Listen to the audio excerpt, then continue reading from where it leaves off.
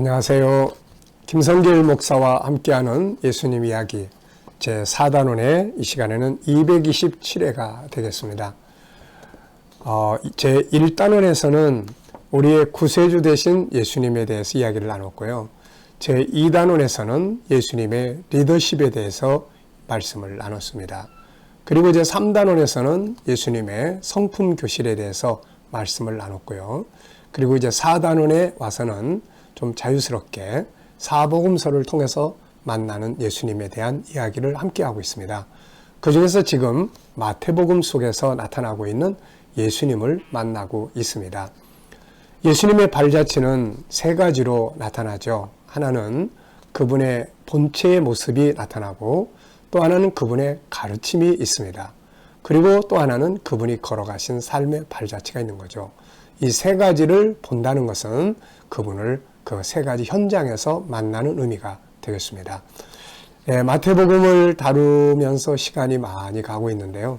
우리가 이 시간이 많이 가더라도 그 속에서 만나는 분이 바로 예수님이에요. 그분의 가르침, 그분의 발자취, 그분의 사역, 이 속에서 우리는 예수님을 따라갈 수 있는 방법들을 또 배우게 되는 거죠. 자, 이 시간부터는 이제 산상수훈을 마치고 이제 마태복음 8장에서부터 이야기를 함께 나누도록 하겠습니다. 자, 먼저 마태복음 8장 1절 말씀만 한번 보죠. 예수께서 산에서 내려오시니 수많은 무리가 따르니라. 네, 이 속에는 이 한 구절 속에는 또 중요한 교훈들이 들어 있습니다. 하나는 산에서 내려오셨다. 또 하나는 무리가 따르더라.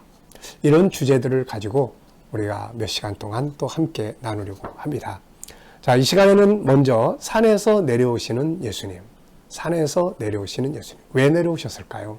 네, 그래서 산에서 내려오시는 예수님을 주제로 말씀을 나누려고 합니다. 그동안 산상수훈을 통해서 가장 아름다운 주님의 가르침을 나눴습니다. 산상수훈이 공부하고 지나가는 것이 아니라 우리 마음속에서 항상 살아서 기억되고 우리 삶을 이끌어갈 수 있는 그런 등불이 되어져야 할 것입니다. 산상수훈, 심령이 가난한 자가 복이 있나니 천국이 저희 것이며, 여기서부터 시작을 해서 마지막 내용까지 우리가 30주제를 살펴봤죠. 네, 하나하나 기억해 두시면서 어떤 일을 만날 때 우리들의 삶의 현장에서 산상수훈과 부딪히지 않는 내용은 아무것도 없어요. 인간관계, 비즈니스 현장, 우리 영성, 또 육적인 삶, 경제, 교육, 모든 것 속에 산상수훈은 다 길이에요. 다 답입니다. 그래서 우리가 어떤 일을 만날 때 그 속에서 리더자로서 어떤 삶을 살아야 될 거냐. 산상수훈 딱 보면 리더자는 이렇게 사는구나. 비즈니스를 잘하려면 어떻게 해야 되나. 산상수훈 딱 보면 비즈니스 하는 사람들은 이렇게 하면 되는구나. 이게 다 나와 있어요. 그래서 이제 우리의 지나간 공부가 아니라 삶의 현장에서 계속 실현되는 산상수훈이 되시기 바랍니다. 자, 이 시간부터는 이제 산에서 내려오셔서 이루어지는 현장 사역이 되겠습니다.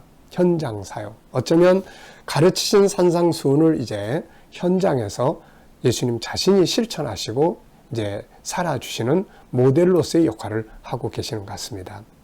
자, 산상수훈이 학교에서의 공부라면 8장부터는 공부한 내용을 현장에서 이제 응용하고 살아가는 것을 말하는 것이죠.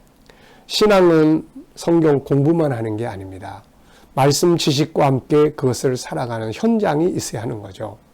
세상의 공부도 마찬가지예요. 우리 아이들이 공부를 재미있게 하는 방법은 학교에서 책상 앞에서만 공부하는 게 아니라 공부한 것을 응용하다 보니까 필요한 것을 공부하고, 이렇게 돼야 공부도 재미있는 거죠. 그래서 지식적인 교육도 반드시 현장에서의 응용과 함께 할 때 살아서 움직이게 되는 거죠. 자, 이 시간에는 먼저 첫 번째 이야기를 나누려고 합니다. 산에서 내려오시는 주님. 주님이 산에서 내려오신 것은 아주 중요한 것입니다.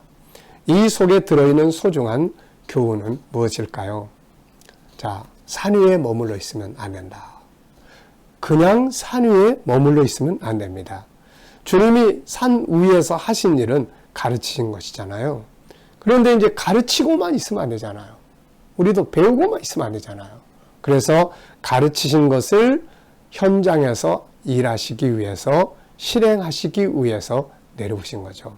자, 산 아래는, 산 위에서는 흥미진진하게 성경 공부가 진행되고 있는데, 산 아래는 지금 어떤 일들이 벌어지고 있나요? 납병 환자의 아픔, 자기 하인이 병들은 백부장의 고통, 그런 수많은 문제들이, 해결해야 될 문제들이 밑에 다 있는 거예요, 이게. 네. 다양한 문제를 가진 사람들, 또 구원시키기 위해서 전도해야 될 현장들, 변화가 필요한 현장들이에요. 네. 그런데 만약에 예수님이 계속해서 산 위에서 가르치기만 하고 계시고, 우리들도 산 위에서 배우기만 하고 성경 공부만 하고 있으면 어떻게 되겠어요? 배우기만 하고 끝나는 신앙, 은혜 받기만 하고 끝나는 신앙이 되어서는 안 되는 것이죠. 세상도 마찬가지예요. 공부만 하고 사용하지 못하는 내용이 되어서는 안 되는 거죠. 배우는 것은 아는 것이요, 은혜 받는 것은 힘을 얻는 것과 같죠. 그렇다면 다음에는 현장이 있어야 합니다. 현장. 가진 것을 응용할 수 있는 현장, 배운 것을 사용할 수 있는 현장, 치유하는 현장, 변화를 만드는 현장, 열매를 맺는 현장이 있어야 하는 거죠. 마태복음 17장에도 이 비슷한 사건이 있습니다. 변화산 이야기인데요. 예수님과 제자 몇 사람이 산에 올라가서 놀라운 은혜의 체험을 하게 됩니다. 예수님의 변화하셨고 이미 죽었던 모세, 또 승천했던 엘리야가 같이 다 만나는 거예요. 이 장면들을 제자들이 보고 막 흥분했습니다. 막 너무 감동적이니까요. 그래서 뭐라고 이야기합니까? 여기가 좋사오니. 성질 급한 베드로, 여기가 좋사오니. 내가 모세를 위해서, 엘리야를 위해서 초막을 짓겠습니다. 그러면서 막 흥분해가지고 거기 산 위에서, 은혜의 자리에서 계속 머물자고 이야기를 합니다. 그런데 예수님은 그들을 데리시고 산 아래로 내려오셨어요. 산 아래에 내려오시니까 문제들이 막 기다리고 있습니다. 제자들이 귀신을 들린 사람 쫓아내지 못해가지고 그것 때문에 막 씨름하고 고통스러운 현장들이 있는 거예요. 자, 여러분, 은혜에만 머물러 있으면 안 돼요. 은혜 받았으면 일할 사명의 현장, 나를 필요로 하는 현장으로 가야 되는 것이죠. 오늘 우리의 신앙은 어떻습니까? 산 위에서 성경 공부만 하고 있는 신앙은 아닌가요? 아니면 배운 것을 이제 산에서 내려와서 내가 나누고 가르치고 살아야 될 현장으로 가고 있는 신앙인가요?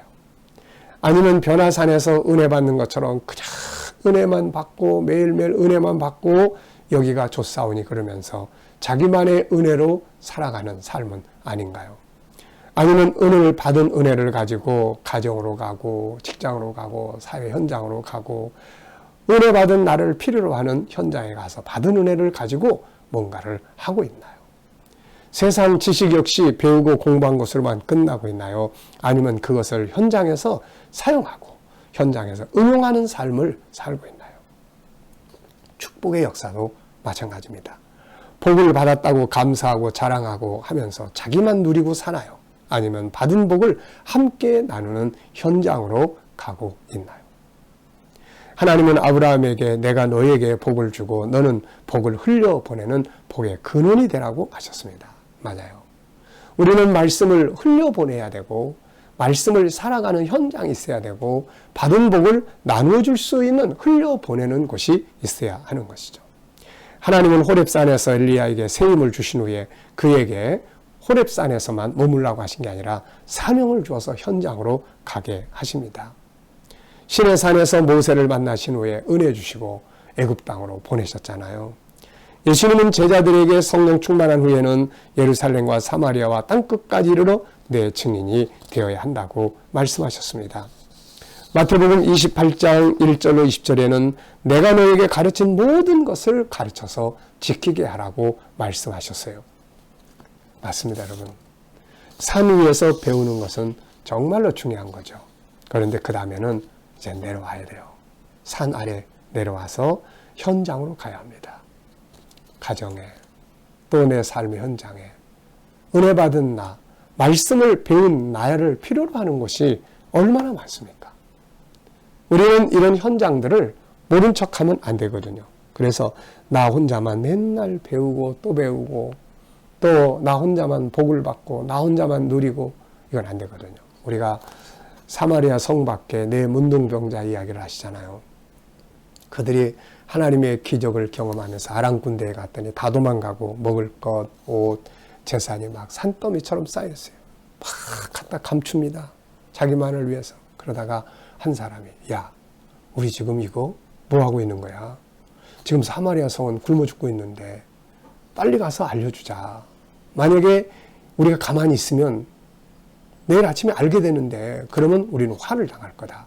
그래서 쫓아가죠. 알려줍니다. 이게 필요한 거거든요. 은혜 받은 거 있으면 은혜 받은 나를 필요한 현장으로 쫓아가야 되는 거죠. 네. 계속 은혜만 받고 변화산에만 머물러 있으려고 하면 안 되는 거예요.